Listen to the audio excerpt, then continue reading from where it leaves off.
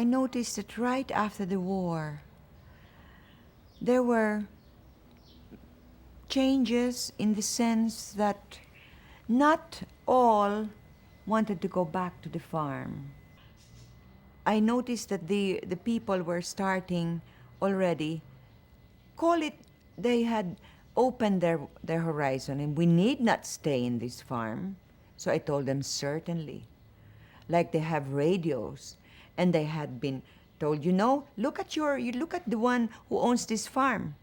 She has a house, she has a car, she has this, which was there. So I knew about it and I told them, all right, you want this farm? Just pay me and you work it. Just, do you realize the problems that are being incurred? Now, that's where I say that the education of these people is sorely missing. And they said, certainly not. They said they have that affection, yet they don't want to.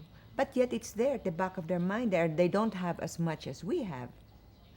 But I make them say, all right, the amount, look at you. When you need a can of milk or when you need anything, all you do is, can you please help me? Then the problem is over. And yet I envy them in that sense that they have that spontaneous.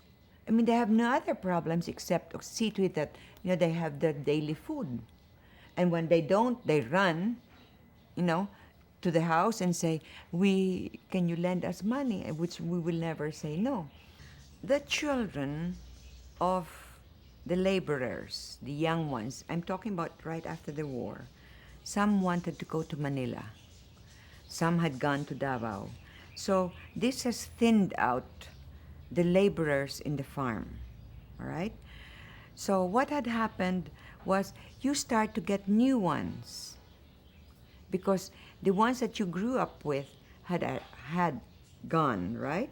So the ones that are coming in were not even, would not even care. For them, it is minimum wage and all the benefits that go with it.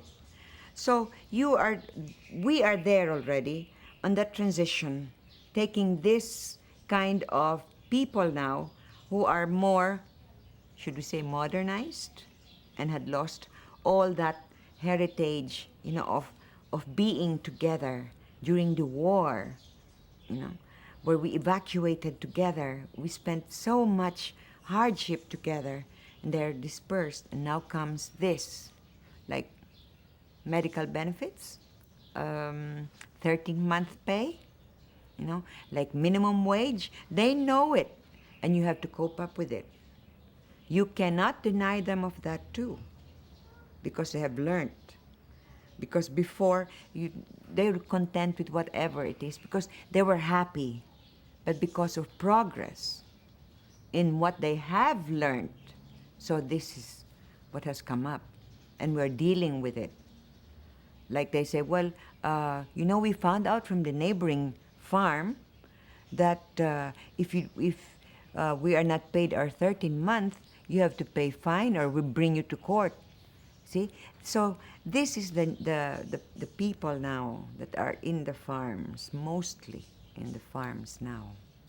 About 2 years ago, in one of my visits, where I make it a point to bring, like clothes rather than just having it put away, you share it with them and they appreciate this. But then I realized that they just, so casually say, Inday, there was an NPA here. I said, what? I said, in other words, they have learned to cope up that there is this communist-inspired group that have infiltrated the farm.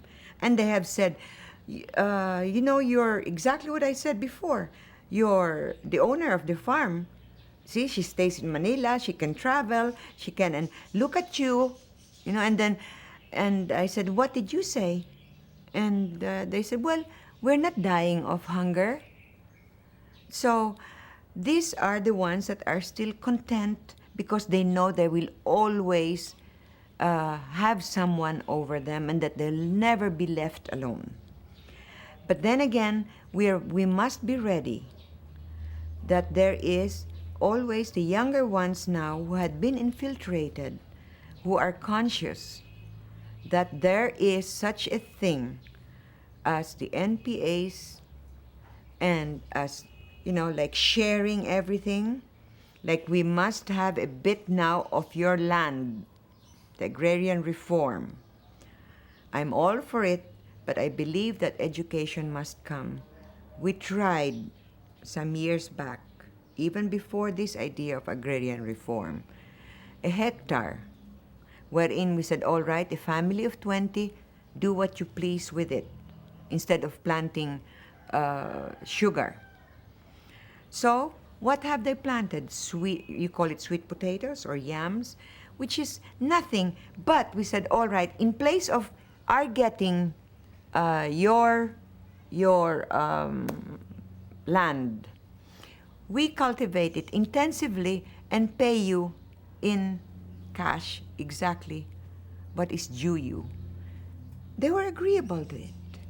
In other words, you just have to educate, you just have to be patient with them. That is what our people need now. That enough of technocrats, but more of going to them. They must feel that they are abandoned, that they are forgotten. They feel so good when they know that that they're not forgotten. That's all I can say.